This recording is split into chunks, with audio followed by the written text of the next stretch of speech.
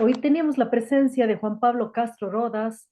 Vamos a conversar sobre tanto su vida, pero sobre todo sobre la vida de su madre, la señora Raquel Rodas. Ella es una mujer nacida en Cuenca, es escritora, historiadora, periodista y feminista ecuatoriana. Es importante ahora por el mes de la mujer resaltar y rescatar el aporte de muchas mujeres que han ido a través de su vida dando pasos importantes para que otras mujeres sigan el camino.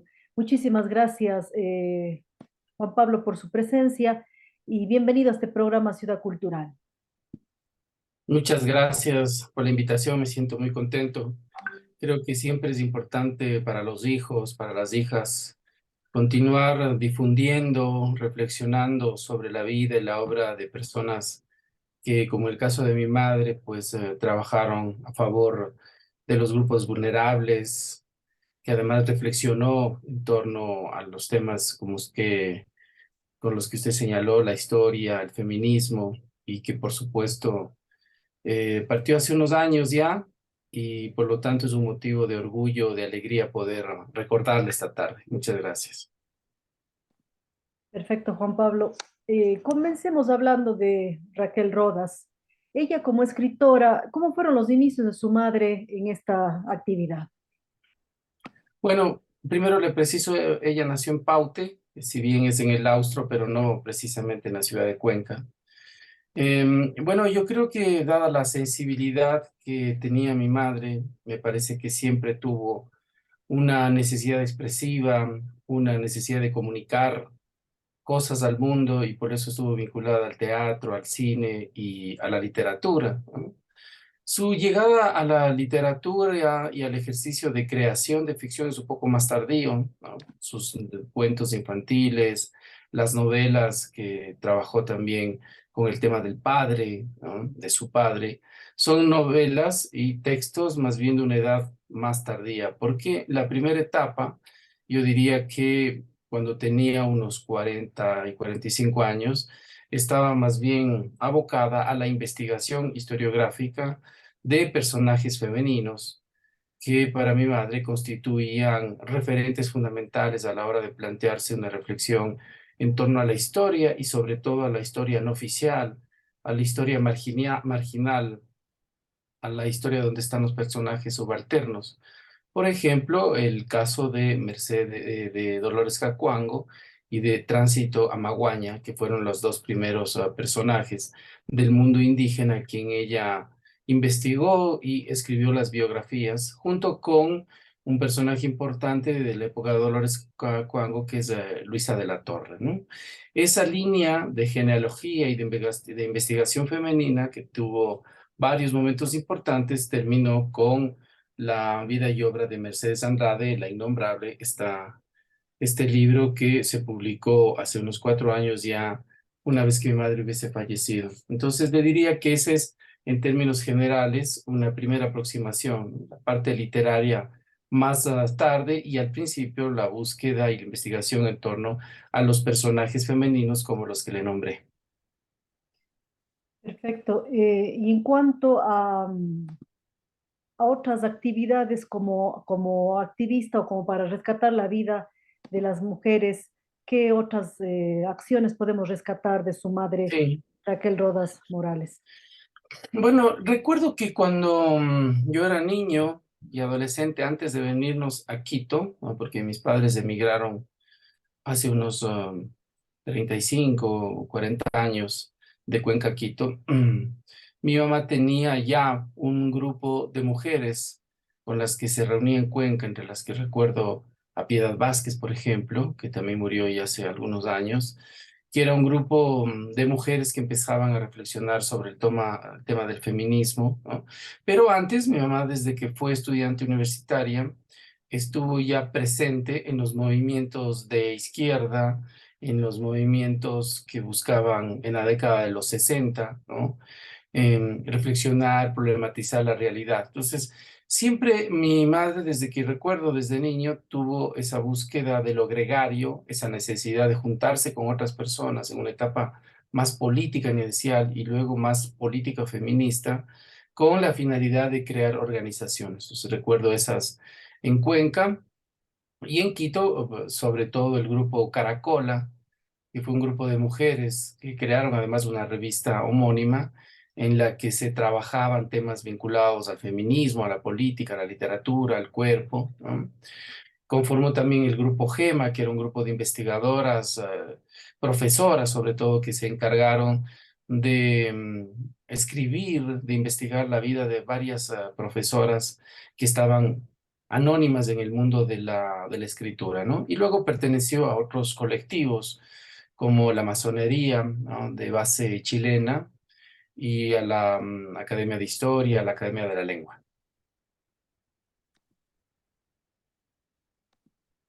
Bien, Juan Pablo, y en cuanto a a la actividad de ella como docente, y también se dedicó al estudio de la filosofía y la investigación, ¿qué acciones podemos rescatar en ese campo? Sí, bueno, mi mamá se graduó en la Universidad de Cuenca en filosofía. Recuerdo que en algún momento me mostró su tesis filosófica sobre Sartre y el tema del existencialismo, ¿no? Siempre me pareció esa ya una forma clara de mirar cuáles eran las coordenadas, las búsquedas personales de mi madre. Y luego, claro, toda la vida ella se definió, entre otras cosas, como una profesora. Creo que debe haber sido su campo de desempeño humano y profesional más satisfactorio, más íntimo desde el punto de vista de un proyecto aspiracional, porque mamá era sobre todo humanista y al ser humanista creía en la posibilidad de que el ser humano se constituye en un motor fundamental de creación, de progreso, de mejora, ¿no? Entonces, recuerdo que siempre contaba su primera experiencia como profesora muy joven, quizás incluso antes de los 20 años, en una escuelita de Turi. La recordaba con mucho cariño, pues porque ahí empezó a formarse, ¿no? Ahí fue que descubrió o consolidó este gusto por la docencia. Un gusto que le nació porque ella misma me contó desde que era muy niña, cuando en Paute, seguramente antes de ir a Cuenca, jugaba a la escuelita con sus hermanas menores. Ella era la que organizaba en el patio de la casa esta escuela imaginaria y armaba la pizarra y los pupitres y daba la clase, ¿no? Entonces, como un espíritu de docencia, de búsqueda de la enseñanza desde muy niña. Bueno, y luego Turi, como le decía, recuerdo también muchos años en el colegio Medal J. Calle, cerca de la casa en la que nosotros teníamos de Cuenca, en la zona de la Héroes de Verdeloma, ¿no? Y después, claro, ya en Quito, trabajó en algunos colegios, dio clases en varias universidades y su última etapa de docencia estuvo en Aflaxo, en Quito, después de que hubiese terminado sus estudios de feminismo en un máster de Barcelona. Entonces, toda la vida estuvo cercana a este mundo de la docencia, porque como le digo, se definía básicamente como una profesora, y recuerdo esos hitos particulares en su infancia y en su primera etapa como maestra. Usted nos adelantó algo ya sobre las actividades también de su madre como periodista. ¿Qué otras iniciativas tuvo en este campo del periodismo? Bueno, yo creo que los años más fructíferos, más intensos en el ejercicio periodístico estuvo eh, o fueron con la revista Caracola. La revista Caracola surgió de una fundación que también fue creación de mi mamá que se llamaba TAM, Taller de Audiovisuales Manuela, en la que recuerdo que se trabajaron proyectos vinculados a lo audiovisual, a lo radial y a lo impreso. Entonces la Caracola fue este proyecto que juntó a algunas chicas, algunas mujeres que trabajaron el tema del periodismo vinculado sobre todo al mundo femenino desde perspectivas feministas. Era una revista.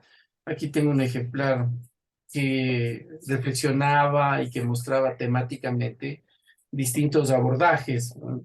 El tema del amor, de la sexualidad, de la ancianidad, y que contaba con la participación de invitadas, ¿no? Esta es una de las revistas que encontré. Tengo varias y esta es una de ellas.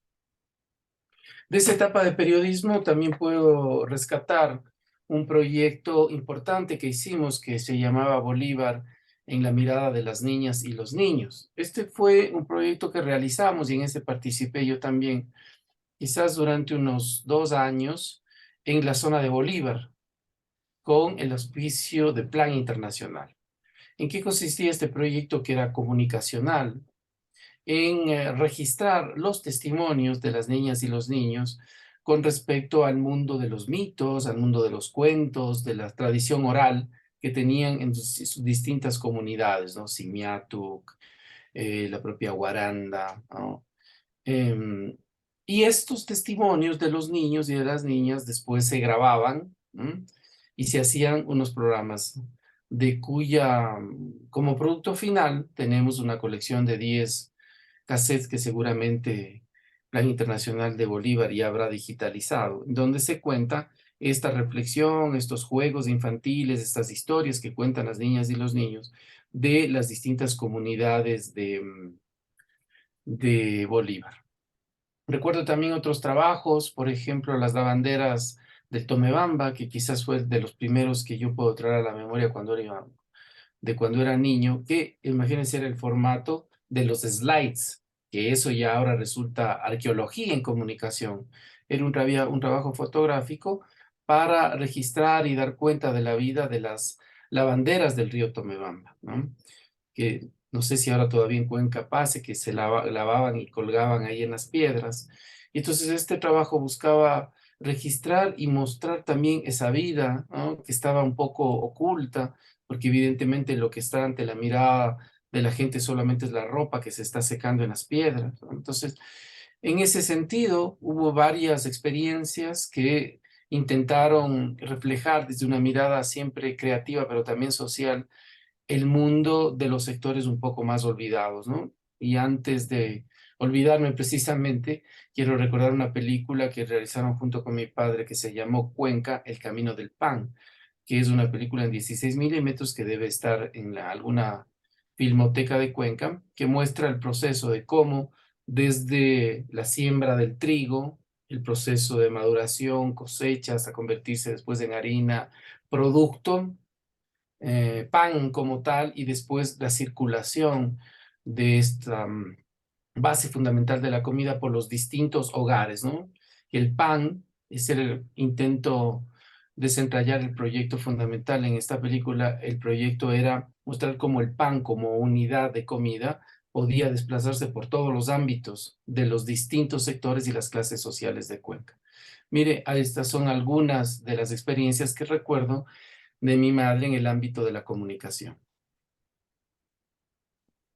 En cuanto a las biografías de mujeres destacadas y ese activismo o feminismo, ¿no le ocasionó a su madre problemas y hasta inclusive enemigos por el tema que a veces es delicado y por la época a la que ella perteneció? Creo que más bien es uno de los ámbitos donde tuvo más recepción alegre, puesto que las biografías, la genealogía femenina, me parece a mí que buscaban visibilizar y llenar unos espacios en el ámbito de la cultura, en el ámbito de la información, ¿no? Entonces, creo que estos personajes rescatados a través de estos libros más bien fueron recibidos con agrado, ¿no? En los distintos momentos. Aquí tenemos este primer libro, Nosotras que el amor hicimos, que es la biografía sobre Luisa Gómez de la Torre, que es un personaje interesante y muy potente en la época de la formación de las escuelas de Pesillo y el registro de la vida de Dolores Cacuán. Luego publicó este libro Crónica de un sueño sobre la vida precisamente de Dolores Cacuango, que es uno de los libros más emblemáticos que escribió mi mamá, porque pienso que más allá de si es importante o no ser la pionera en algo, creo que visibilizó de manera integral un personaje importante de la historia no oficial de los movimientos campesinos del norte del Ecuador. Tenemos aquí otra, esta biografía sobre Soy la Ugarte de Landívar, ¿no? Un trabajo extenso de casi 400 páginas en donde se da cuenta de este personaje tan importante también en el momento de concebir el feminismo inicial, republicano, llamemos así. Tenemos aquí Tránsito a Maguaña, otro personaje muy importante de Cayambe, que curiosamente, junto con Dolores Cacuango, son referentes todavía en cierto sector del movimiento indígena, están conformando estos imaginarios visuales en las paredes de Quito, en distintos murales del Ecuador, como representantes de la rebeldía, ¿no? Y es importante recordar que estos estudios y estas visibilizaciones de las mujeres no vinieron de los movimientos indígenas en ese momento, sino de unos sectores más bien mestizos de la clase media, ¿no? Aquí tenemos un personaje cuencano que es entrañable, Mari Corilé. Esta es una biografía importante de una poeta cuencana que a mi mamá le gustaba mucho porque fue una de las primeras, si no la primera, que ingresó sin temores en un mundo complejo y conservador como puede ser el cuencano, ingresó en el territorio del erotismo para hablar del amor y el cuerpo femenino. Y el último que le mostré al inicio, que es aquel con que se cierra, y este ya es una obra póstuma con el que se cierra, digo, la investigación de la genealogía femenina. Mercedes Andrade, el Innombrable, sobre otro personaje cuencano, cuyas singularidades también son bastante potentes.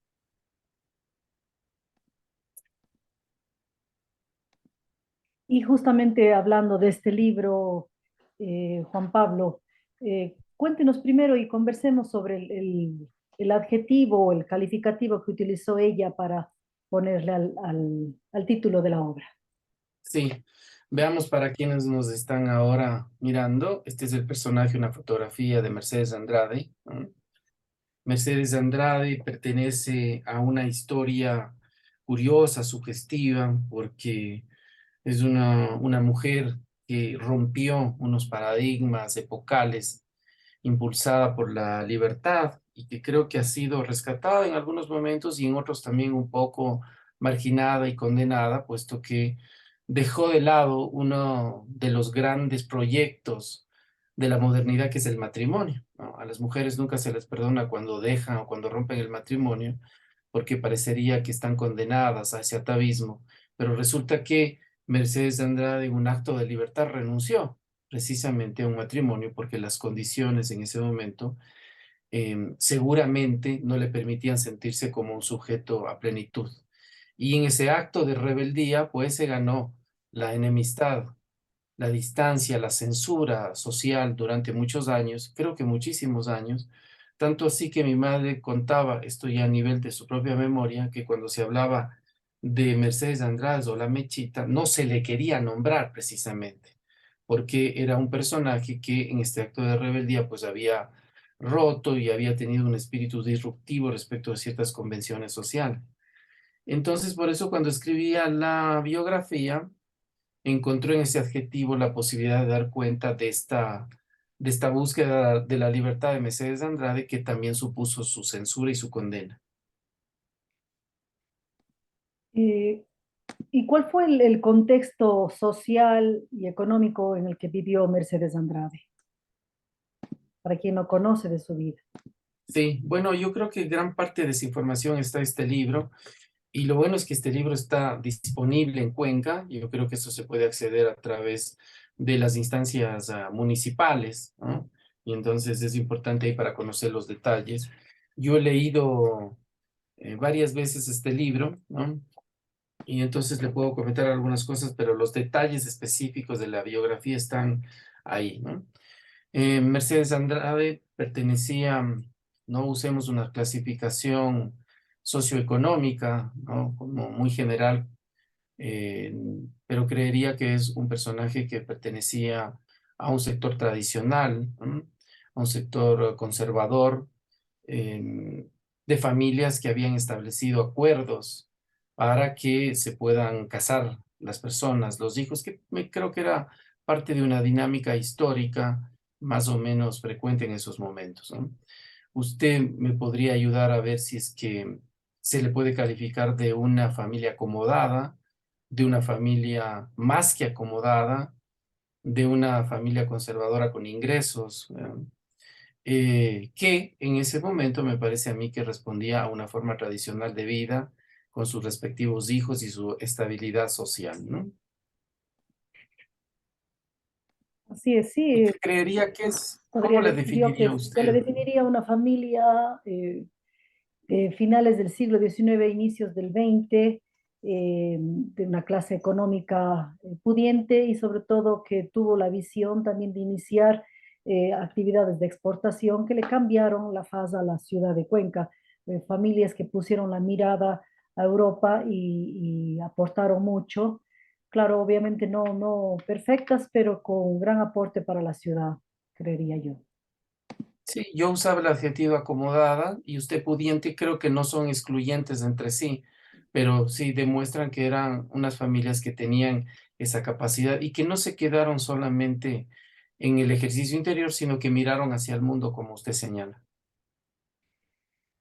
Muy bien. Em, lo interesante de esta obra es que su madre hace una reivindicación del personaje Mercedes Andrade porque le presenta también como una ser humano que aportó mucho en su matrimonio con Paul Rivet, en sus actividades, ella le traducía sus obras, vivió en el entorno culto de esa época en París, así es que creo que es una reivindicación importante que se hace en la obra. ¿Qué piensa usted sobre eso? Sí, bueno, y más allá de eso que es evidente, toda la vida francesa, toda la relación con un mundo culto y exigente, pues que además se vivía en una época de mucha potencia reflexiva. Hay algo que a mí siempre me pareció fascinante del personaje, cuando mi mamá me contó y después escribió, y es toda esta vida, esta etapa cinematográfica de su salida de Cuenca, ¿no? Esta búsqueda, y eso no hagamos, no contemos del todo para que los lectores se busquen este libro, pero esa forma de salir de Cuenca que es propia del cine, propia de la aventura, ¿no? En una noche entre la neblina, buscando llegar al puerto de Guayaquil para después encontrarse con el amor de su vida en París, ¿no? Está revestido de una magia, de un misticismo y casi le diría de un elemento heroico, ¿no? Y eso me pareció que le constituía a Mercedes Andrade como un personaje fascinante. Luego ya su etapa del matrimonio es un poco más convencional en la medida en que, por supuesto, se ha casado o se ha juntado para formar un nuevo hogar, pero muy rica y muy fecunda desde el punto de vista de la relación con los personajes, los hombres, las mujeres intelectuales que frecuentaban su casa en Francia, ¿no? Y además la obra da un aporte muy interesante en cuanto al contexto social, económico y político de la época. Explica mucho los aportes de la familia en cuanto al que trajeron órdenes religiosas para la educación aquí en la ciudad y también obras importantes como el camino que se buscó hacer por el Cajas hacia la costa, el aporte de Gabriel García Moreno como presidente. Entonces, interesante todo el contexto social, político y económico, como repito. Sí, bueno, yo siempre, siempre vi que mi mamá se caracterizaba por ser una investigadora muy seria, una cualidad que no todos los seres humanos mantienen, que uno las vive por momentos de intensidad, pero mi mamá era una constante, y creo que eso precisamente rescata Silvia Vega Ugalde en su introducción al libro, que fue muy amiga de mi mamá y a quien siempre agradezco por su generosidad a la hora de leer este libro. Y es que mi mamá, claro, dijo, bueno, el personaje tiene una vida, ¿no? Mercedes Andrade tiene su vida, tiene su esposo, pero quizás valga la pena, y de hecho ahí creo que acertó en establecer las coordenadas epocales, ¿no? Las formas y las circunstancias del Estado, del gobierno, la presencia de la iglesia, de la familia y ciertos también elementos propios de la vida cotidiana, de tal manera que su libro no sea solamente una biografía, sino que se convierta en un texto más amplio que problematice y que nos dé cuenta de la época. Entonces, siempre para los lectores es una forma de conocer la singularidad de un personaje, pero además una forma de vida y una forma de entender el Estado y el Ecuador de una época que evidentemente ya ha desaparecido, que se ha transformado, pero que por eso mismo es importante, ¿no? La lectura de la vida debe ser siempre hacia atrás y en esa medida los libros de escritura, los libros de historia y estos que es una ficción histórica nos permiten recordar de dónde venimos y eso posibilita siempre una perspectiva de dónde somos, de dónde estamos y hacia dónde queremos llegar. Así es, Juan Pablo. Y también su mamá incursionó en la literatura infantil con algunas Sí. obras. Cuéntenos sobre eso, por favor. Sí, eso creo que es uno de los rubros, de las zonas de la creación que más le satisfizo, porque los otros temas le emocionaron, eran intensos, ¿no? Pero estos libros de literatura infantil le proporcionaban una dimensión lúdica. ¿M? Aquí tengo uno. Muchos de estos libros ya quedan muy pocos, quedan muy pocos ejemplares y esperemos que en algún momento se puedan reeditar. Entonces, em, Polvo de Estrellas, por ejemplo, este que le acabo de mostrar es un cuento que escribió a propósito de la muerte de una abuela y estaba dedicado a sus nietos, ¿no? Que son unos chicos y unas chicas que nacieron en Europa porque mis hermanos migraron tanto a Italia como a Portugal y se quedaron ahí, residiendo con sus parejas. Mi hermana Natalie falleció hace unos años y mis sobrinos son italianos y mis otros sobrinos son portugueses. Y creería que en el fondo todos estos libros que corresponden a la literatura infantil estaban pensando en ellos, ¿no? En la forma en que a través de temas y de historias aparentemente más simples se pueda contar cosas complejas como por ejemplo la muerte en este Polvo de Estrellas. Tiene otros libros sobre las mascotas, sobre los perros, ¿no? Los perros que nosotros conocimos en la infancia y los suyos propios. Tiene Mi Bella Sisi, que es otro cuento infantil que muestra desde la perspectiva de una cachorra lo que significa la violencia, ¿no? Tiene Quito, mm, un cuento sobre un retrato, digamos, lúdico sobre Quito a través de distintos hitos y distintos paisajes, distintos barrios que son emblemáticos de la ciudad. Eso también podría entrarse, digamos, a escribirse a uno de, si no literatura infantil, sí literatura lúdica, ¿no? Porque, como le dije hace un momento, mi mamá siempre tuvo ese espíritu del magisterio, de la docencia, y creo que en el ámbito y en el terreno de la literatura infantil encontró mucha posibilidad de escribir y ser fértil. Bueno, Juan Pablo, y todo este trabajo, pues, tuvo un gran fruto como es en su vida. Usted como hijo también ha incursionado en este mundo de la literatura. Cuéntenos y también quiero aprovecho para decirle que en otro programa me gustaría que nos dé y que podamos hacer sobre su trayectoria, pero para no dejar este cabo suelto, ¿cómo ha sido sus inicios y cuál es su actividad en el mundo de la literatura? Sí, muchas gracias. Bueno, yo heredé, a diferencia de mis hermanos que se fueron por otros ámbitos de la creación y el pensamiento, yo heredé esta pulsión tan maravillosa y tan compleja que tiene que ver con la escritura, ¿no? Recuerdo siempre las charlas que teníamos con mi mamá, siempre fecundas, intensas y polémicas, cómo no, porque éramos dos subjetividades y dos inteligencias y dos sensibilidades que se encontraban siempre desde el cariño y la admiración profunda, pero claro, ciertas diferencias también que teníamos en el ámbito de lo intelectual, ¿no? Que nos enriquecían. Y entonces, claro, mi mamá tuvo toda esta etapa importante de búsqueda de la historia y la genealogía femenina, cosa que a mí no me motivó precisamente. Es decir, yo nunca he escrito historia, nunca he escrito sociología, ni ámbitos, ni me he desarrollado en el ámbito de lo social. Lo mío siempre ha sido la creación de la ficción literaria, ¿sí? Y como todos sabemos, parte de la vida, pero que se transforma en el ejercicio de la escritura. Entonces, bueno, sí he tenido varios años ya escribiendo. Acabo de publicar mi libro 13º, que se llama Mizuko, los niños del agua, con el que acabé de ganar el año pasado el premio Aurelio Espinosa Poli para la novela que organiza la PUCE, la Universidad Católica de Quito, que es el premio de literatura más importante. Entonces sí, he explorado en diversos ámbitos, en el cuento, en el teatro, en la novela y muy brevemente en el ensayo, pero también me ha interesado.